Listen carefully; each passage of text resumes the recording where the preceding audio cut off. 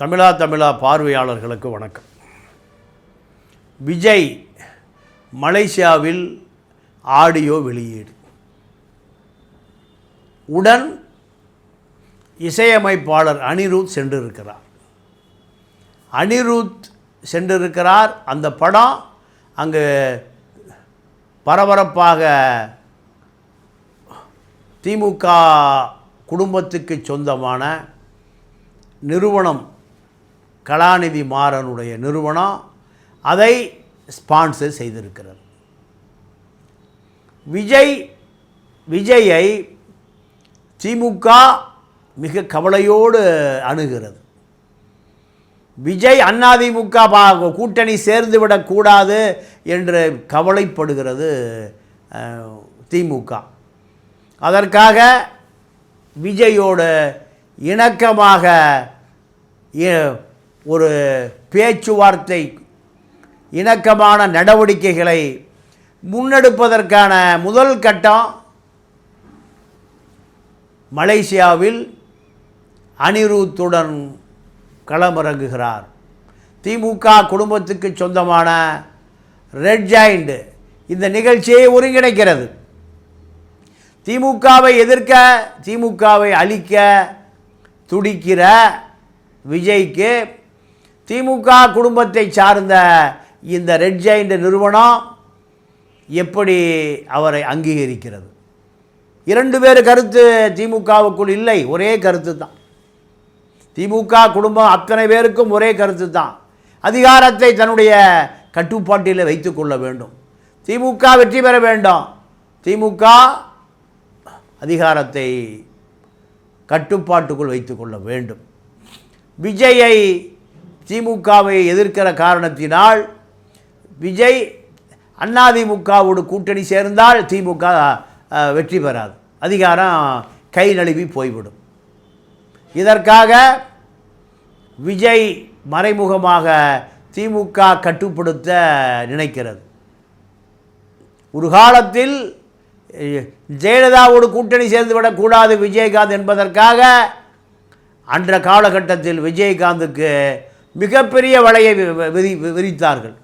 1500 கோடி ரூபாய் கொடுப்பதற்கு சன் தொலைக்காட்சி கலாநிதி மாறன் குடும்பம் விஜயகாந்தை கொண்டு வந்து மீண்டும் திமுக ஆட்சி கொண்டு வருவதற்கான ஒரு முயற்சியில் ஈடுபட்டது.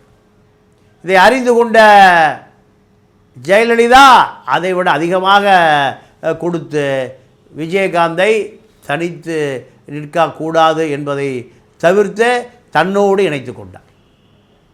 திமுகவினுடைய கனவு காற்றில் போய்விட்டது. 2011 நடந்த விஷயம்.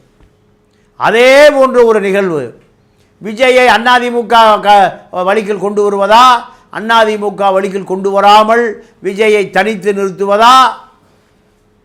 விஜய் திமுகவை எதிர்த்தாலும் திமுக பல திரைமறைவு வேலைகளை செய்து விஜயை தனியாக நிறுத்துவதற்கு மிகப்பெரிய பேரம் நடக்கிறது. இந்த பேரம் வெற்றி பெறுமா என்பதை பொறுத்து தான் தமிழ்நாடு அரசியல் களம் மாறும். விஜய் திமுகவோடு சேர முடியாது. பாஜகவோடு அதிமுக கூட்டணியிலோடு சேர முடியுமா என்பது அது விஜயினுடைய விருப்பத்தை பொறுத்து. ஆனால் எந்த காலத்திலும் விஜய் திமுகவோடு இணையவே முடியாத அளவுக்கு விஜயினுடைய வளர்ச்சி திமுகவை எதிர்ப்பதின் மூலம் அமைந்திருக்கிறது. ஆனால் திமுக பல திரைமறைவு வேலைகளை செய்யும்.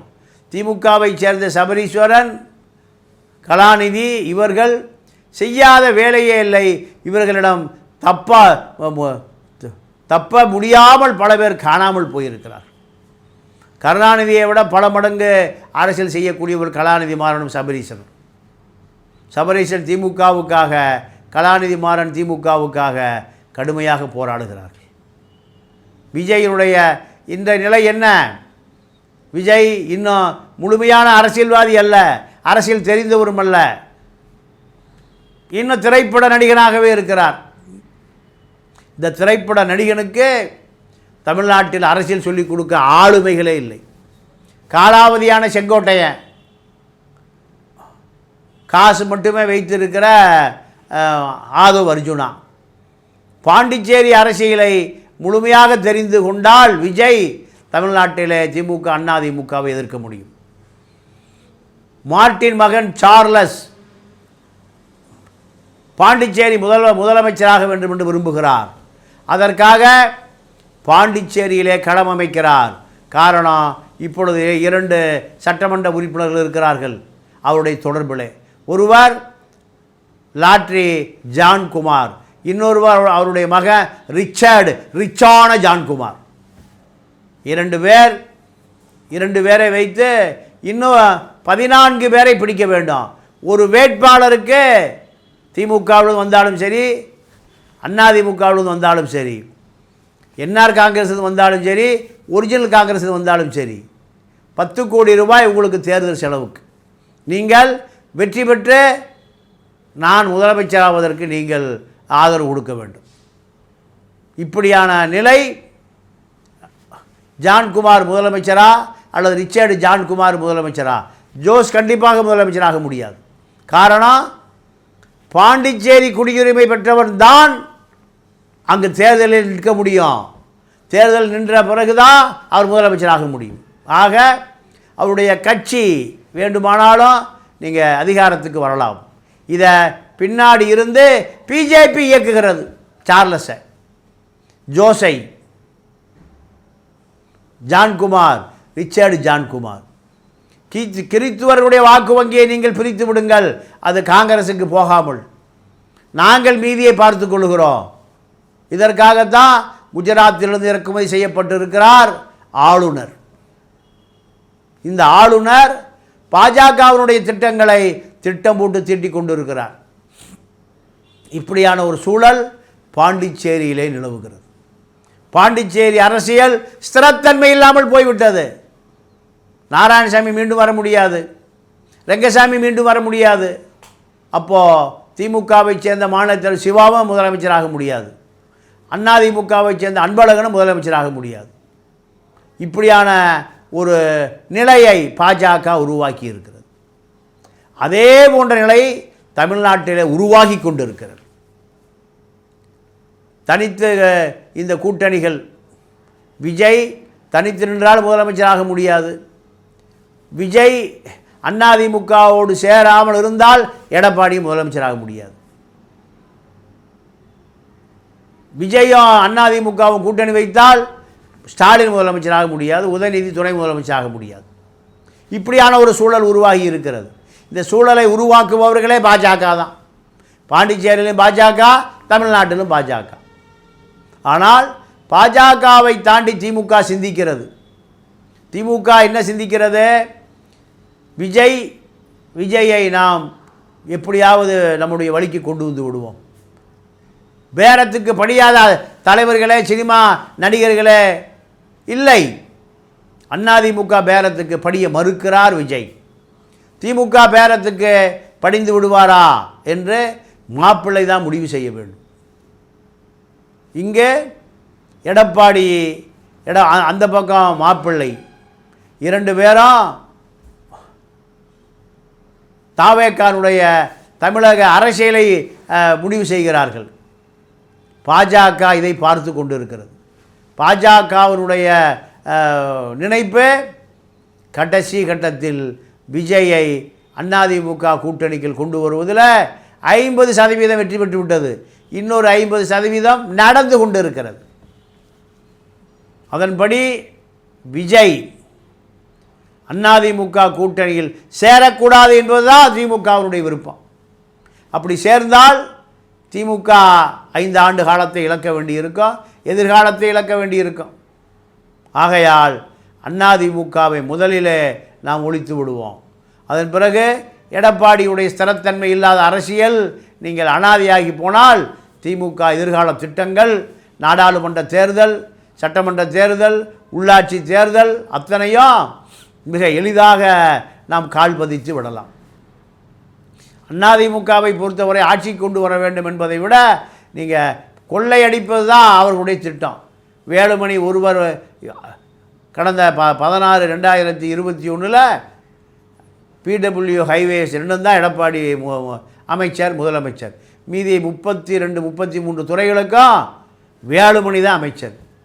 இதன் மூலம் அறிவிக்கப்படாத முதலமைச்சராக வேலுமணி இருந்தார். வேலுமணியிடம் துபாய் வங்கிகளிலும் ஆஸ்திரேலியா நாடுகளிலும் பல ஆயிரம் கோடி குவிக்கப்பட்டு விட்டது.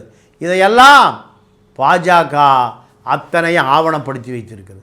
அதன் காரணமாக நிர்மலா சீதாராமன் காலில் விழுந்து மண்டாடுகிறார், நான் உங்களுடைய ஆள், என்னை நீங்கள் பார்த்து கொள்ளுங்கள், எப்பொழுது வேண்டுமானாலும் நான் உங்களுக்கு பயன்படுவேன், எப்படி வேண்டுமானாலும் பயன்படுவேன். இந்த காட்சிகளை பார்க்கிற பொழுது எடப்பாடி இரவு தூக்கத்தை இழந்து விடுகிறார். எடப்பாடியை பொறுத்தவரை யார் துரோகி யார் விரோதி என்று அடையாளமே கண்டுபிடிக்க முடியவில்லை. இங்கே பேசுகிற செய்தி உடனடியாக டெல்லிக்கு பறந்து விடுகிறது. என்ன நினைக்கிறோம் என்பதை பேசுவதற்கு முன்பே டெல்லிக்கு போய்விடுகிறது. டெல்லியிலிருந்து நம்மை இயக்குகிறார்களா, நம்மளை ரிமோட் மூலம் செயல்படாமல் தடுக்கிறார்களா என்ற கவலை எடப்பாடிக்கு நாளுக்கு நாள் அதிகமாகி கொண்டே இருக்கிறது. பாஜக எப்படியாவது ஆட்சி அதிகாரத்துக்கு வந்துவிட வேண்டும், காவிக்குடிய கோட்டையில் ஏற்றிவிட வேண்டும். இது நீண்ட நாள் திட்டம். திராவிட இயக்கம் அழிக்கப்பட்டு ஒழிக்கப்பட்டு நீங்கள் அடையாளம் தெரியாமல் ஆக்கிவிட்டால் திமுக திராவிட இயக்கத்தை விட்டு பெரியாரை விட்டு விலகி பல வருடம் ஆகிவிட்டது. இது இப்பொழுது மாப்பிள்ளை திமுக, உதயநிதி திமுக, டவுசர் பாய்ஸ் திமுக, இப்படியான திமுகவாக அது மாறிவிட்டது. ஆகையால் பாஜகவினுடைய தந்திரம் பலிக்குமா, திமுகவினுடைய தந்திரம் பலிக்குமா? விஜயை பாஜக பக்கம் தள்ளி கொண்டு போவதா, அதிமுக பாஜகவோடு சேராமல் தடுத்து நிறுத்துவதா என்று திமுக கடுமையாக முயற்சி செய்து கொண்டு இருக்கிறது. பார்க்கிற பக்கம் பூரா 1000 கோடி 2000 கோடி 3000 கோடி. சபரீசன் ஒரு குவாரியை பார்க்கிறார் திருநெல்வேலியில். இப்போ அந்த குவாரி மூடப்பட்டு விட்டது. என்ன காரணம்?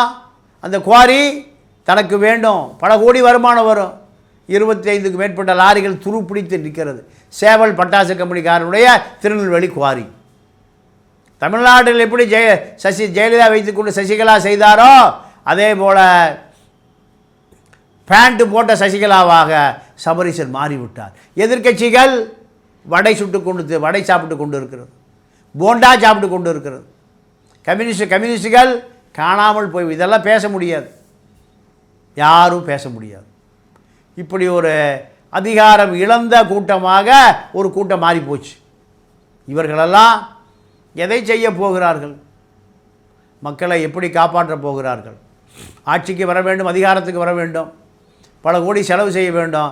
செலவு செய்வதற்கு கள்ளச்சந்தை முதலாளிகள் வேண்டும், கள்ளச்சந்தை முதலாளிகளுடைய ஆதரவற்றவர்கள் வேண்டும். இதுதான் அரசியல். திமுக அரசியல் அதுதான், அதிமுக அரசியல் அதுதான். ஊடகங்கள் பூரா இவர்களுக்கு வாழ் பிடிப்பவர்கள். திண்டுக்கல் வேலுச்சாமி, கந்துவட்டி கடை வேலுச்சாமி நாடாளுமன்ற உறுப்பினராக முடிகிறது. கல்விக்குள்ளைய பச்சைமுத்து நாடாளுமன்ற உறுப்பினராக முடிகிறது. பல பேர் திமுகவுக்குரிய உறுப்பினர்கள் அத்தனை பேரும் ஏதோ ஒரு வகையில் பல கோடிகளை குவித்து வைத்திருப்பவர்கள். அவர்களுக்கு அதிகாரம் தேவைப்படுகிறது. அதே போல் அதிமுக நிலைமையும் அதுதான். அதிமுகவில் பல அதிகாரத்தை வைத்து பல ஆயிரம் கோடி குவித்து வைத்திருக்கிறார்கள். அவர்களை தங்களை காப்பாற்றிக் கொள்வதற்கு பாஜக தயவு வேணும். இவருக்கும் பாஜக தயவு வேணும், அவருக்கும் பாஜக தயவு வேணும். நல்ல திராவிட இயக்கங்கள் திமுகவும் டிஆர் பாலு போன்றவர்களெல்லாம் அங்கு சரணடைந்து கிடக்கிறார்கள். அதிமுக வேலுமணி, தங்கமணி, ஹெல்த் விஜயபாஸ்கர், டிரான்ஸ்போர்ட் விஜயபாஸ்கர், இப்படி பல பேர் பாஜகவின் காலில் விழுந்து கிடக்கிறார்கள். மதுரை உதயகுமார், அங்கே மூர்த்தி, 2 பேரும் பங்காளர்கள், நண்பர்கள். இவர் அதிமுக, அவர் திமுக. அதிமுக இவர் அமைச்சர், திமுக மூர்த்தி அமைச்சர். ஆக மூர்த்தி வேறு உதயகுமார் வேறல, 2 பேரும் ஒரே நபர்கள் தான், கொள்ளையடிப்பதிலே பங்கு போடுவதிலே. ஆனால் இவர் கலர் அதிமுக, இவர் கலர் திமுக. இப்படி மாவட்டத்திற்கு மாவட்டம் பல உதயகுமார், பல மூர்த்திகள் ஒன்றாக தெரிகிறார்கள். இதை அதிமுகவுக்கும் தெரியும், திமுகவும் தெரியும், மக்களுக்கு தெரியவில்லை. மக்கள் என்று புரிந்து கொள்கிறார்களோ அன்று தான் தமிழ்நாட்டினுடைய தலைவிதி மாறும். மீண்டும் சந்திப்போம். நன்றி, வணக்கம்.